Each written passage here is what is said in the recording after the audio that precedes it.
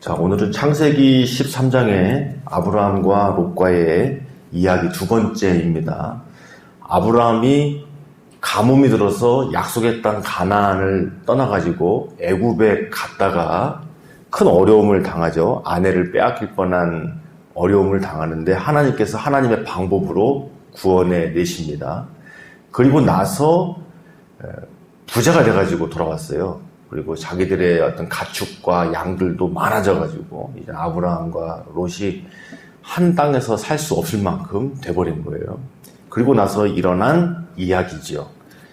조카 롯이 이제 삼촌을 떠나는 이야기인데, 자, 우리가 이제 어제도 함께 좀 깊이 살펴봤지만 이 아브라함에게 일어난 여러 가지 사건들을 지금 창세기에다가 기록한 것은 그냥 기록한 것이 아니라 하나하나 사건 속에 어떤 큰 의미들이 있는 것이고, 그 하나하나의 사건의 의미를 깊이 이해하려면 1장부터 11장까지의 이야기, 창세기의 선역사가 우리에게 깊이 새겨져 있어야 이러한 이야기들의 의미가 어떤 내용인지를 깊이 알 수 있다고 했습니다. 어제도 그 아내를 빼앗길 뻔한 일인데 단순히 험한 곳에 갔다가 아름다운 아내를 빼앗길 뻔했다, 그런 차원이 아니라 우리가 창세기 앞에서부터 아담과 하와가 서로 내 뼈 중에 뼈요 살 중에 살이라 고백을 했던 것이 가장 에덴 동산의 정점의 고백이라는 것을 이해했다면,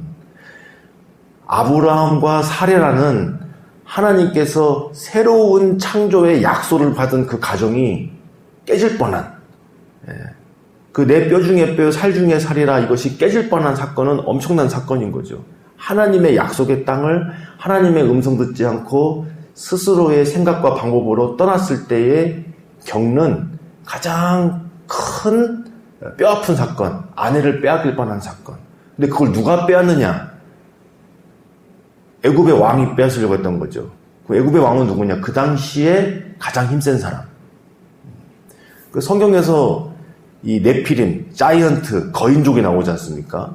그 거인족이 나오는 배경이 뭐냐면 내 뼈 중에 뼈요 살 중에 살이라, 그렇게 안 산 거예요. 라멕이라는 가인의 후손이 최초로 두 아내를 얻은 사람이잖아요.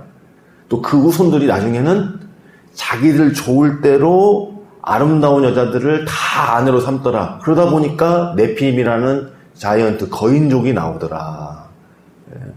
사람들이, 강한 사람들끼리, 아리따운 사람들끼리 원하는 대로 계속해서 그렇게 살다 보니까 나오는 게 거인족, 골리앗 같은 사람, 사람들이 이렇게 추앙하는 사람, 이런 사람이 나오더라. 이게 세상 나라라는 거죠. 노아 홍수 이후에도 노아의 아들 함의 후손 중에 니무롯이라는 자이언트가 나온다고 써 있어요. 이 니무롯이라는 자이언트가 왕이 돼가지고 만든 게 바벨탑이란 말이죠. 이게 역사는 계속해서 반복됩니다. 그래서 나중에 다윗이 골리앗을 싸워서 이기는 그 장면이 그래서 중요한 거고, 이스라엘 백성들이 하나님을 버려버리고 보통의 사람 어깨보다 머리가 하나 더 있는 사울왕을 택한 것도 바로 이스라엘 백성이 하나님을 왕으로 삼는 것이 아니라 자이언트 같은, 그래서 네피림 같은, 또 니무롯 같은, 가나안 땅에 있는 아낙자툰 같은 그런 세상의 왕들을 구했다라는 거. 바로 그런 역사들이 계속해서 반복해 왔습니다. 그런데 바로 그런 애굽의 바로 왕에게 사례를 빼앗길 뻔한 거예요. 세상의 네피림에게, 세상의 왕에게 약속의 가정이 내 뼈 중에 뼈요 살 중에 살이라, 이것이 깨어져 버릴 뻔 했다는 겁니다. 그러니까 큰 사건이죠. 그런데 아내를 빼앗길 뻔한 이야기가, 그래서 창세기에 아브라함에게 2회, 이삭에게도 1회가 나오는 거예요. 근데 이제 우리가 그걸 보통 묵상할 때, 이 아들이 아버지를 닮게 되는구나, 영적으로 이런 게 유전되는구나, 아이고 우리 조심해야 되겠구나, 이런 정도에서 이제 묵상하기 나름인데, 이게 1장부터 11장까지의 큰 핵심 줄기를 우리가 이해를 해서 이게 단순히 아내 뺏길 뻔한 거구나, 이렇게 하는 것이 아니라 하나님의 가장 큰 약속이 세상의 왕에 의해서, 네피림에 의해서, 거인족에 의해서 빼앗길 뻔했구나. 자, 오늘날도 마찬가지입니다. 우리가 소중한 가정, 또 우리에게 주어진 약속, 이런 것들이 세상의 방법에 의해서, 세상에 의해서 빼앗기지 않게 우리는 믿음의 방법으로 노아처럼, 아브라함처럼 하나님과 동행하는 삶으로 그것을 이겨내야 한다는 거죠.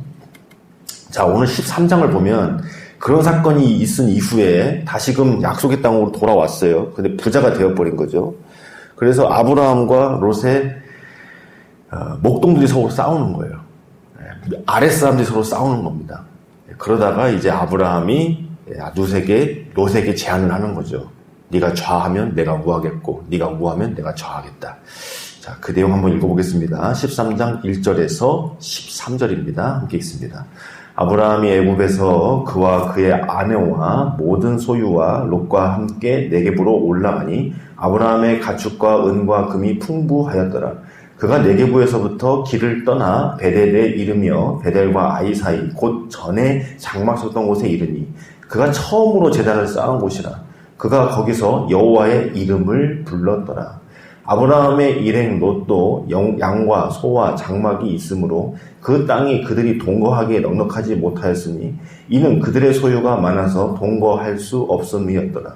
그러므로 아브라함의 가축의 목자와 롯의 가축의 목자가 서로 다투고 또 가나안 사람과 브리스 사람도 그 땅에 거주하였는지라. 아브라함이 롯에게 이르되 우리는 한 친족이라. 너나 나나 내 목자나 서로 다투게 하지 말자. 내 앞에 온 땅이 있지 아니하냐. 나를 떠나가라. 내가 좌하면 나는 우하고 내가 우하면 나는 좌하리라. 이에 롯이 눈을 들어 요단 지역을 바라본즉 소알까지 온 땅의 물이 넉넉하니 여호와께서 소돔과 고모라를 멸하시기 전이었으므로 여호와의 동산 같고 애굽 땅과 같았더라. 그러므로 롯이 요단 온 지역을 택하고 동으로 옮기니 그들이 서로 떠난지라. 아브라함은 가나안 땅에 거주하였고 롯은 그 지역의 도시들에 머무르며 그 장막을 옮겨 소돔까지 이르렀더라. 소돔 사람은 여호와 앞에 악하며 큰 죄인이었더라. 아멘. 자, 아브라함의 족속이 처음 제단 쌓은 곳으로 돌아왔습니다. 자, 우여곡절 끝에 다시 제자리를 찾아왔다는 거예요. 우리도 하나님을 만났고 또 하나님 앞에 결단했고 또 하나님께서 우리에게 어떤 소명을 주신 그런 신앙생활의 여정에 어떤 기념비적인 자리들이 있습니다. 그러다가도 헤맬 때가 있고 또 이탈할 때도 있는데 다시금 하나님께서 그 자리로 돌이켜 오실 때가 있습니다. 그런 말이 있죠. 등산하다가 잊어버리면은 빨리 마지막 정확한 자리로 돌아가는 게 살 길이라고. 우리가 헷갈릴 때는 마지막 하나님의 음성을 들었을 때, 그래도 마지막으로 하나님께 순종했을 때 그 자리로 돌아가는 것이 영적으로 살 길일 때가 있습니다. 하나님께서도 그렇게 해주시고요. 아브라함과 그의 족속이 처음 제단을 쌓았던 곳, 하나님께 믿음을 드렸던 그곳으로 다시 돌아왔다는 거예요. 근데 이제 그 앞에서 보면은 아브라함이 자꾸 동쪽으로 내려오거든요. 제단을 쌓은 곳에서 남쪽으로 또 옆으로. 왜 그러냐면은 가뭄이 자꾸 오니까 타협하면서 땅을 옮기는 거예요. 그러다가 애굽 간 거거든요. 조금씩 타협하다가 너무 힘드니까 애굽으로. 자, 그런데 다시금 돌아왔다는 겁니다. 근데 부자가 되었어요. 소유가 많아졌어요. 그리고 또 하나는 애굽으로 갔다 온 것이 하나의 빌미가 됐어요. 무엇이냐면 노아와 함과의 사건이 반복되는 거랑 마찬가지입니다. 노아가 장막 안에서 술을 먹고 발가벗어서 누워 있었잖아요. 이 빌미를 제공했을 때 함이 자기 아버지를 업신여기지 않습니까? 마치 그것처럼 아브라함이 어쨌든 간에 애굽으로 간 거잖아요. 그 모습을 조카 롯이 본 거죠. 권위가 떨어지죠. 조카 롯이 우리 삼촌도 할만하겠는데 이런 생각이 들어오는 겁니다. 하나님 약속을 어기고 애국 갔다가 큰일 당할 뻔하고 돌아온 거잖아요. 근데 이 사건 때문에 롯 아내도 아브라함을 이제 업신여기는, 우리 삼촌도 별거 아니구나, 내가 할만하겠구나 이런 생각이 들어오는 하나의 계기가 되지 않았을까 이렇게 보여집니다. 그래서 종들끼리 싸우잖아요. 근데 사실 종들도 같은 종이 아니죠. 이쪽은 아브라함 종이고 삼촌의 종이고 이쪽은 조카의 종인데 둘이 싸우면 안 되는 거죠. 아무래도 종들끼리 위아래가 있는데 그게 싸웠다는 거예요. 그건 뭐냐면은 롯이 묵인했다는 겁니다. 싸워 지지만 말고 와, 이렇게 했다는 거예요. 아브라함은 이걸 안 거죠. 그래서 조카를 불러다가 뭐라고 얘기하느냐. 아브라함의 제안이 매우 중요해요. 다시 한번 읽어드리면, 아브라함이 롯에게 이르되 우리는 한 친족이라 나나 너나 내 목자나 서로 다투게 하지 말자. 이게 무슨 말이냐면, 너는 내 뼈 중에 뼈, 살 중에 살이라는 겁니다. 우리도 고육이라는 말을 쓰잖아요. 우리는 고육이다. 뼈와 살이 하나인 거다. 이런 표현을 쓰지 않습니까? 그러니까 아브라함은 뭘 택했느냐? 하나님의 편을 택한 거예요. 하나님 살아계시기 때문에. 그래서 무엇을 붙들었냐면 너랑 나랑 친족이다. 뼈 중에 뼈, 살 중에 살이다. 이것이 아브라함에게서는 중요한 부분이에요. 그걸 깨뜨리지 않는 거. 그래서 싸우지 말자. 다투지 말자. 이렇게 얘기한 겁니다. 근데 그 당시에 네피림 족속 같으면 어떻게 했을까요? 감히 네가 나한테 이렇게 오늘 결투하자. 죽을 때까지 싸우자. 이렇게 되는 거예요. 앞으로 너하고 나하고는 삼촌과 조카 아니야. 이기는 사람이 주인이고 지는 사람이 종이야. 이기는 사람이 다 갖는 거고 지는 사람이 다 빼앗기는 거야. 이게 이렇게 하면서 네피림이 나오는 거고 이렇게 하면서 니므롯이 나오는 거죠. 더 힘센 사람이 왕이 되는 거고 약한 사람이 종이 되는 거예요. 우리도 옛날 사극 보면 그러잖아요. 야, 이 왕들의 세계는 진짜 피도 눈물도 없구나. 형이 동생 죽이고 동생 집안 다 팔아버리고 노예 만들어버리고 그러면서 우리나라 조선도 그렇게 이어진 거 아닙니까? 그래서 얼마 전에 왕과 하는 남자인가? 단종 이야기 보고 얼마나 전국적으로 슬퍼했어요. 조카 죽여버리고 그 집안 다 멸족하게 만들고 그렇게 왕 되는 거 아니에요. 그게 네피림이 하는 일이에요. 근데 아브라함은 그렇게 안 했다는 거예요. 조카 죽여버리고 그 재산 다 가져서 하는 게 아니라는 거죠. 오히려 우린 친족이다. 뼈 중에 뼈, 살 중에 살이다. 이걸 택했다는 겁니다. 이게 신약으로 넘어가 보면 사도 바울이 그런 얘기예요. 교회 안에서 싸우지 말아라. 심지어는 세상 재판으로 끌고 나가지 말아라. 참아라. 그래, 참아라.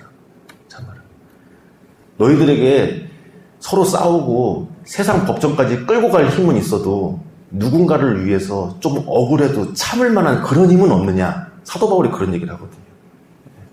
하나님 살아계시고 우리가 예수 그리스도를 만났다면 무엇을 택하겠는가? 하나됨을 택하라. 예수님이 우리를 위하여서 자신의 몸을 찢으신 것은 우리는 서로 예수 안에서 하나 되라고 하신 것이니까 그것을 위해서 참아라.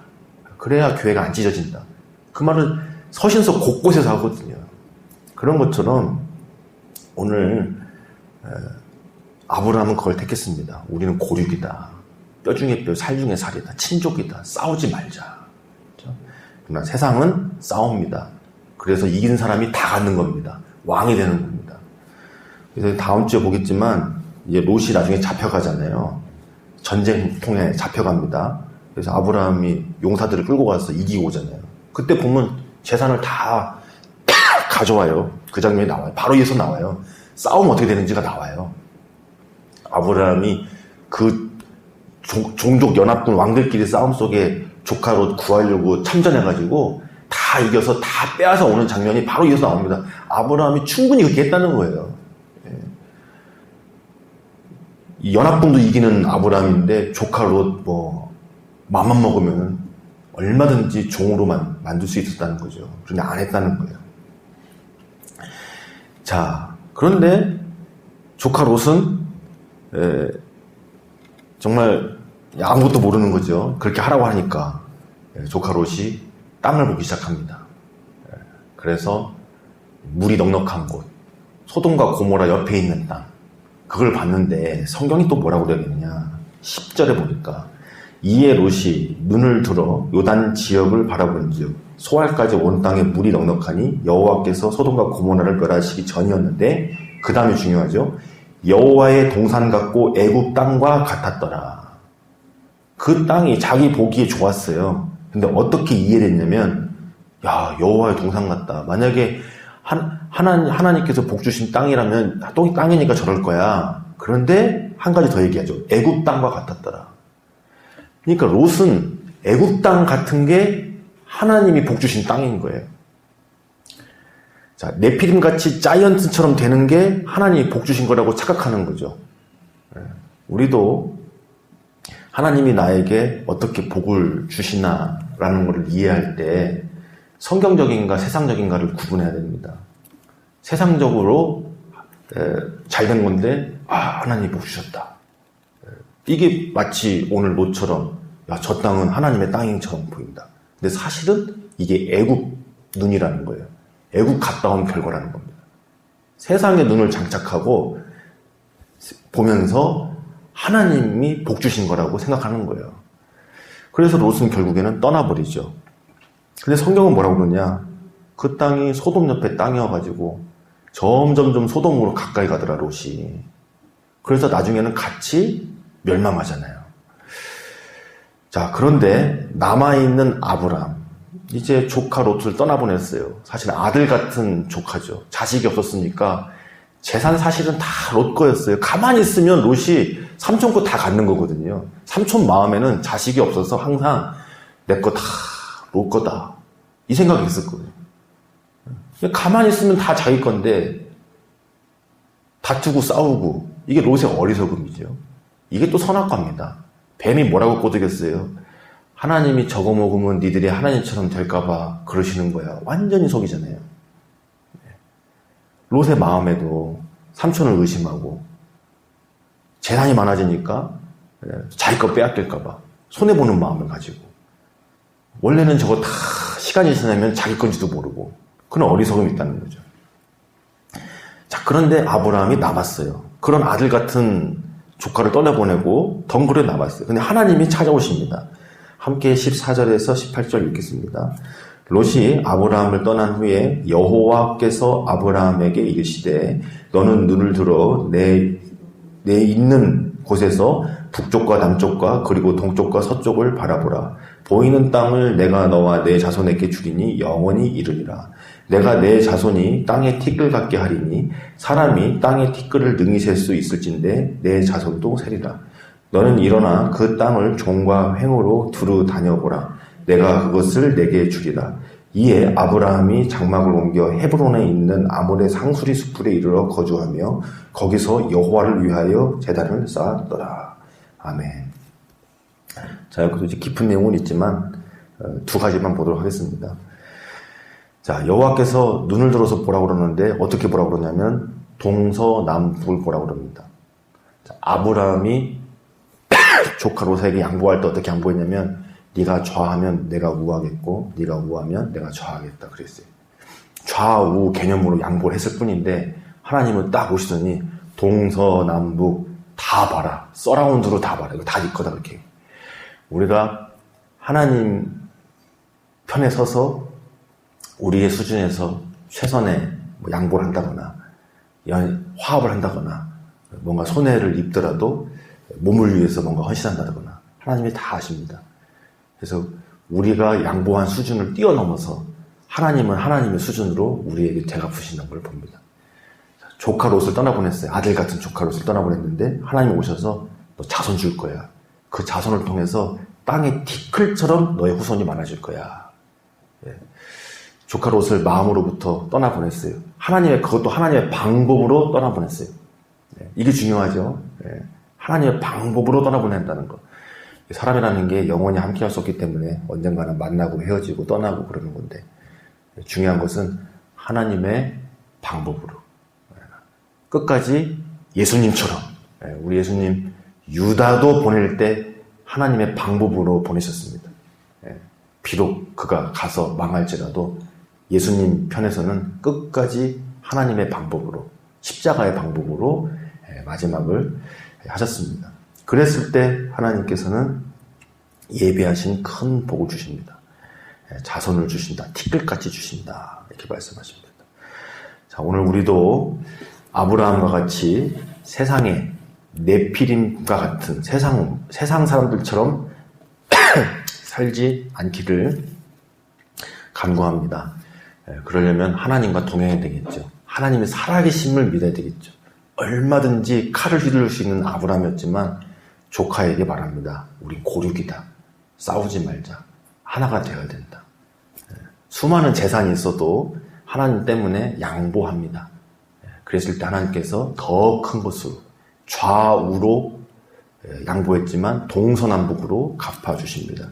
사람을 떠나보내지만 하나님께서 더 많은 사랑, 더 많은 약속의 사람을 주신다고 말씀하십니다. 하나님을 신뢰하고 하나님의 방법으로 살아가는 아브라함과 같은 자 되기를 주께서 원하십니다. 기도하시겠습니다. 살아계신 하나님 아버지 감사합니다.